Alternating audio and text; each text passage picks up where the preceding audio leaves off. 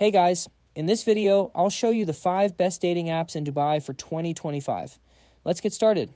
At number 5 is Badoo. This app is great for meeting people nearby. You can see who's around you and start chatting quickly.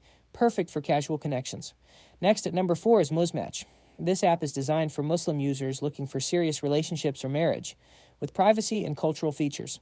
At number 3 is OkCupid. It focuses on deep compatibility by matching you based on personality and interests.